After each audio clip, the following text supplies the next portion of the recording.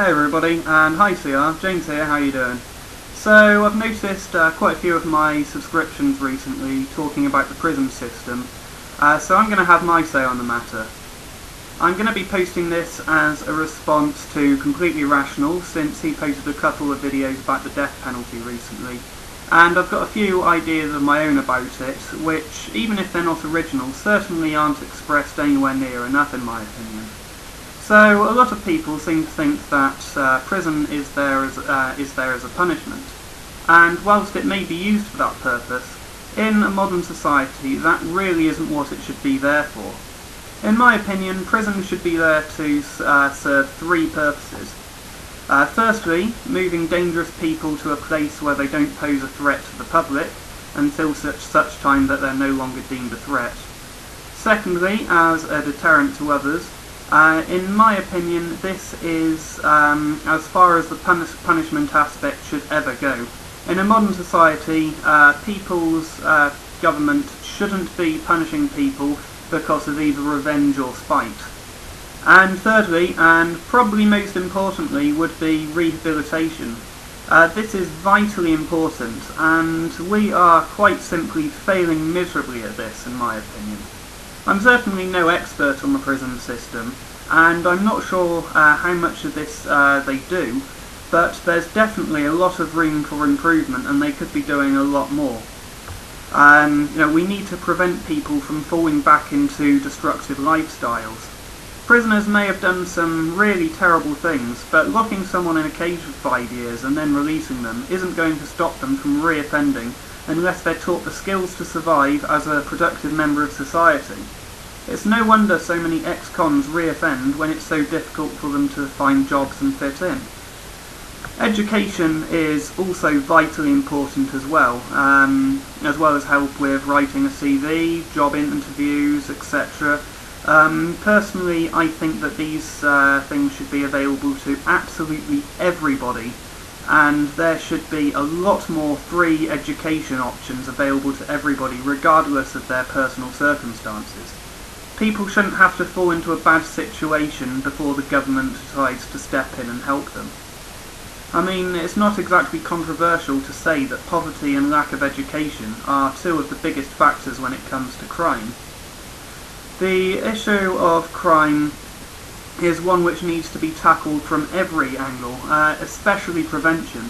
Most importantly, raising the standard of living for those who are at high risk of becoming criminals in the first place. Making sure that all students are given enough one-on-one support to reach their full potential, and making sure that there's enough facilities and things for young people to do so they don't resort to crime out of sheer boredom. We need to stop also filling the prisons with people who have committed victimless crimes like cannabis possession and prostitution. Now, one of the biggest problems I have when it comes to the way crime is dealt with is the fact that sentences keep going up and up, because if a politician wants to reduce sentences in any way, there's nearly always a media uproar about them being soft on crime, and that's pretty much a death penalty to politicians' chances of getting re-elected, no pun intended. And this is one of the reasons that in part I'm against the death penalty, and I'll be getting to this a little bit later.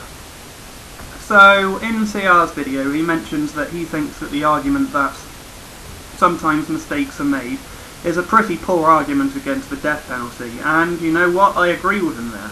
Mistakes are made in absolutely everything. Many of these can't be undone either, but that's hardly ever used as an argument in other issues. If, for example, only 1 in 1,000 times a mistake is made, and I was in support of the death penalty, I would not see this as a valid argument one bit.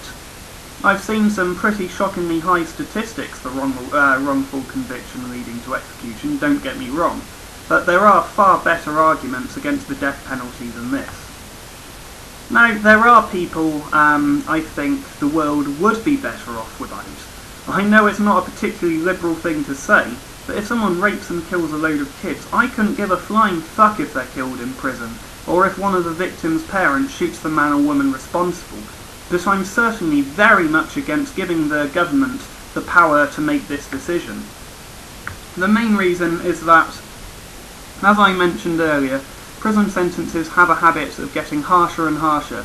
I may be accused of the slippery slope fallacy here, but the fact remains that there are slopes which, once you start going down, it's pretty hard to pull yourself back up, especially when it comes to politics. It's often the voters who get to decide if sentences and punishments get more severe. Get people scared enough, get them paranoid enough, and feed them enough propaganda, and anybody could be put to death. I'm not making a direct Nazi comparison here, but allowing the death penalty could very well slide things in this direction. Now, most supporters of the death penalty would be more than willing to sentence child rapists and killers to death. But is it really that much of a jump to imagine them to sentence those who just rape? Is it really that much of a jump to imagine them to sentence those who just touch?